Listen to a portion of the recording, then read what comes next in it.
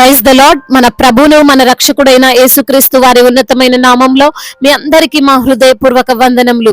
ఈ రోజు దేవుని వాక్యము మహిమ నుండి అధిక మహిమను పొందుచు ప్రభువగు ఆత్మ చేత ఆ పోలికగానే మార్చబడుచున్నాము. కొరింథీయులకు రాసినటువంటి 2వ పత్రిక 3వ అధ్యాయము 18వ వచనము. Are being transformed into the same image from glory to glory just as by the spirit of the lord.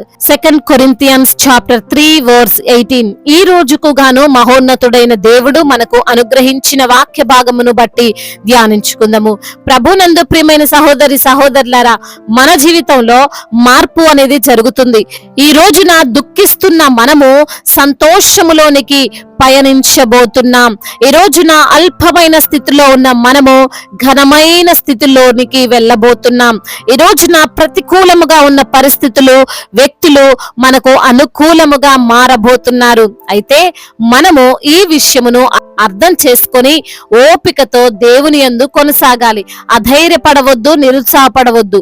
చూడండి, ఒక జీవితం మారడం అంటే ఏదో మాటలు చెప్పినంత సులువు కాదు. అనారోగ్యము నుండి ఆరోగ్యం పొందుకోవడానికి టైం పడుతుంది. ఒక కఠినమైన హృదయం మారడానికి సమయం పడుతుంది. ఆర్థికంగా ఎదగడానికి, నిలద్రొక్కుకోవడానికి, అప్పులన్నీ తీర్చబడ్డానికి తప్పకుండా వేచి ఉండాల్సిన పరిస్థితి ఉంది. ఇలా ప్రార్థించగానే, ఇలా వాక్యం వినగానే, ఇలా బాప్తిసం తీసుకోగానే అన్ని మారిపోయాయి, అన్ని మార్చబడ్డాయి అని అనుకోవద్దు. ప్రతిరోజు ఉన్నట్లే ఆ రోజు ఉంటుంది. ప్రతిరోజు జరిగినట్లే ఆ రోజు జరుగుతుంది. అయితే గుర్తు పెట్టుకోండి, మార్పు అనేది జరుగుతుంది.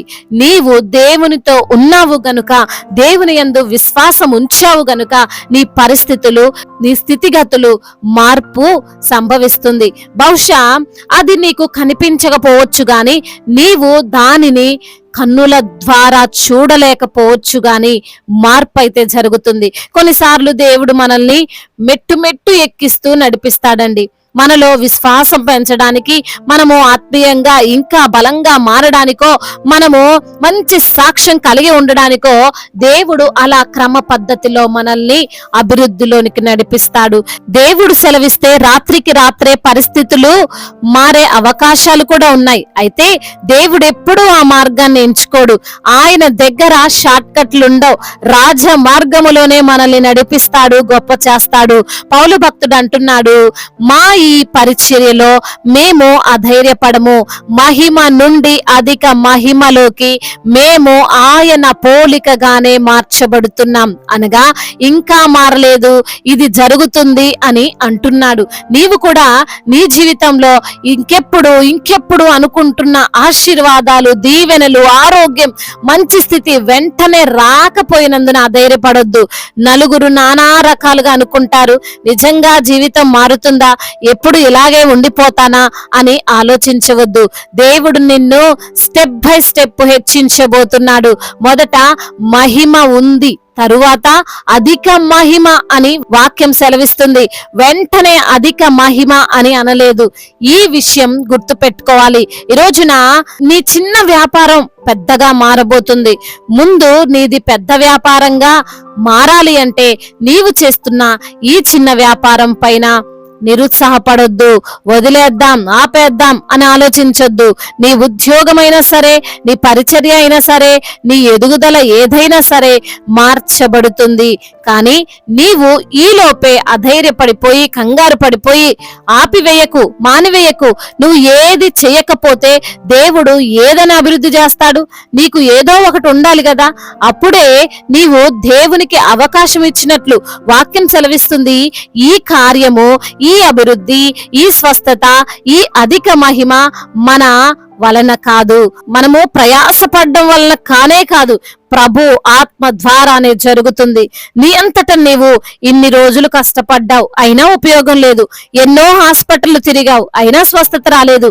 ఎంతో మంది కాళ్ళు పట్టుకొని ధనం కోసం ప్రాధేయపడ్డావు, అయినా ఎవ్వరు కరుణించలేదు. ఒక్క రూపాయి బుట్టలేదు. ఎంతో మందితో చెప్పించావు, అయినా నీ బిడ్డ సంసారం కట్టబడలేదు, ఎన్నోసార్లు ప్రాధేయపడ్డావు, అయినా చెడు వ్యసనాలు కలిగిన ఆ వ్యక్తి మారలేదు. అయితే దేవుడు చెబుతున్నాడు, మార్పు ప్రారంభమైంది. దేవుని ఆత్మ చేత ఏదైతే ఇంతవరకు మారలేదో అవన్నీ కూడా మార్చబడబోతున్నాయి. ఆ ప్రాసెస్ జరుగుతుంది. కాబట్టి పౌలు వలె నీవు అధైర్యపడక విశ్వాసముతో, ఓర్పుతో ఎదురు చూడు. కార్యాలు అతి త్వరలో నీవు చూడబోతున్నావు. దేవుడు ఈ మాటలను దీవించి మన హృదయములో ఫలింప చేయునుగాక. వాక్య భాగమును బట్టి ప్రార్థించుకుందాము. ప్రతి ఒక్కరు కూడా ప్రార్థనలో ఏకీభవించగలరు. ప్రార్థన.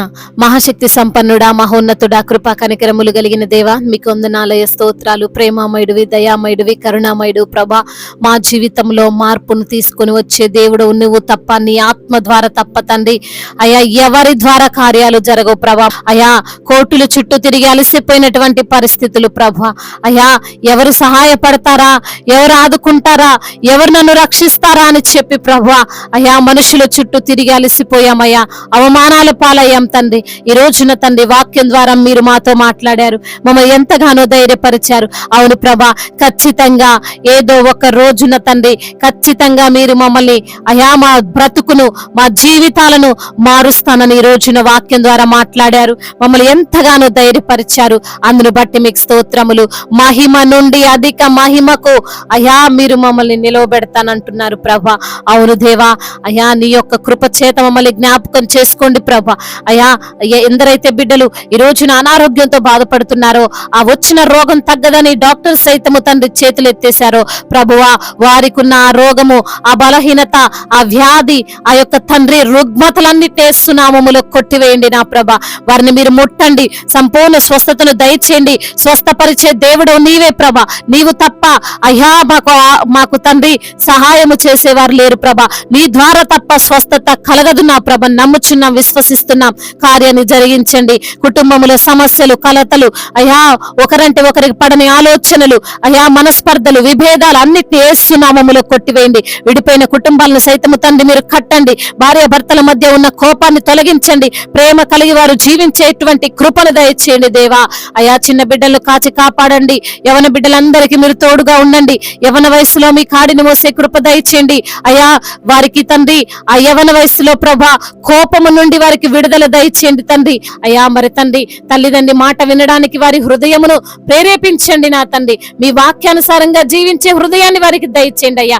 వివాహాల విషయంలో మీ చిత్తం ఏమిటో బిడ్డలకు బయలుపరచండి. తొందరపాటు నిర్ణయాలు తీసుకొని ప్రభా వారి జీవితాన్ని వారు పతనం చేసుకోకుండా ప్రభా నీ యొక్క జ్ఞానము చేత వారిని నింపండి నా ప్రభా.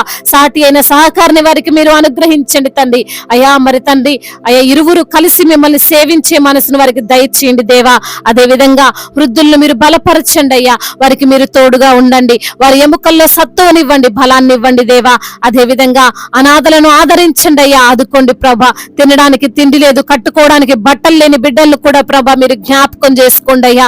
అయ్యా మీరే వారికి తోడుగా ఉండండి. తల్లివై తండ్రివై వారిని ఆదరించండి అయ్యా. వారికి జ్ఞానం ఇచ్చి వారిని ముందుకు నడిపించండి దేవా. అదే విధంగా నా ప్రభా ఎందరైతే బిడ్డలు అప్పుల ఊబిలో కూరుకుపోయి ఉన్నారో ప్రభా, అయ్యా అప్పు తీర్చుకునే సామర్థ్యం లేక ఉన్నారో ప్రభా, రోజు రోజుకు బలహీనమైపోతున్నారు నా తండ్రి. వారిని ఆదరించండి అయ్యా, ప్రోత్సహించండి. నీవు అప్పు ఇచ్చేదవు గాని నువ్వు అప్పు చేయవంటున్నావు ప్రభా. అట్టి రీతిగా మీ వాగ్దానం వారి జీవితంలో నెరవేర్చండి. ఉన్న అప్పుని యేసు నామములో కొట్టివేయండి అయ్యా. అయ్యా దైవ సేవకులకు మీరు తోడుగా ఉండండి అయ్యా.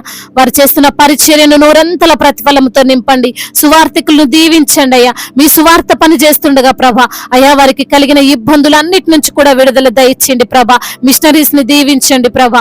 ఇతర దేశాల్లో ఉంటున్న ప్రతి బిడ్డకు మీరు తోడై ఉండండి ప్రభా. బిజినెస్ చేస్తున్న వారిని దీవించండి అయ్యా, ఆశీర్వదించండి అయ్యా. వారి యొక్క బిజినెస్ లో ప్రభా ఎటువంటి నష్టాలు రాకుండా ప్రభా మీ కృపను వారిపైన కుమ్మరించండి దేవా. అదే విధంగా చేతి పని చేసుకున్న వారిని దీవించండి అయ్యా. వారి కష్టార్జితాన్ని ఆశీర్వదించండి. రైతులను దీవించండి ప్రభా. వారు చేస్తున్న పనుల్లో తండ్రి మీరే తోడుగా ఉండండి నా ప్రభా.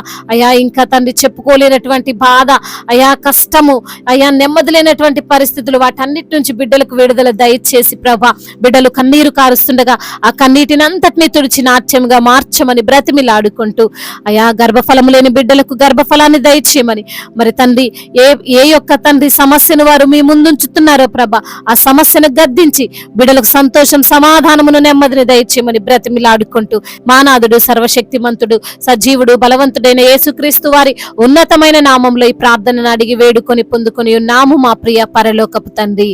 ఆమేన్. ఈ రోజు పెళ్లి రోజు మరియు పుట్టినరోజు జరుపుకున్న వారందరినీ దేవుడు దీవించి సకల మేలులతో, సకల ఆశీర్వాదములతో, కృపాక్షేమములతో, శాంతి సమాధానముతో దేవుడు మిమ్మల్ని నింపును గాక. మీ యొక్క ప్రార్థన అవసరతలను మాకు తెలియజేయగలరు. మీ కొరకు మేము తప్పక ప్రార్థిస్తాము. మొదటిసారిగా మన యొక్క ఆదరణ వాక్యం చూస్తున్నట్లయితే తప్పకుండా సబ్స్క్రైబ్ చేసుకోగలరు. ఈ వాక్యం మీకు ఆశీర్వాదకరంగా ఉండినట్లయితే కనీసం ఒక 10 మందికైనా వాక్యాన్ని షేర్ చేయగలరని దేవుని పేరట మనవి చేసుకుంటున్నాము. దేవుడు మిమ్మల్ని ప్రేరేపించినట్లయితే విశ్వాసముతో సాగుతున్న ఈ పరిచర్యను ప్రోత్సహించండి. May God bless you all. దేవుడు మిమ్మల్ని బహుగా దీవించి ఫలింపచేయును గాక.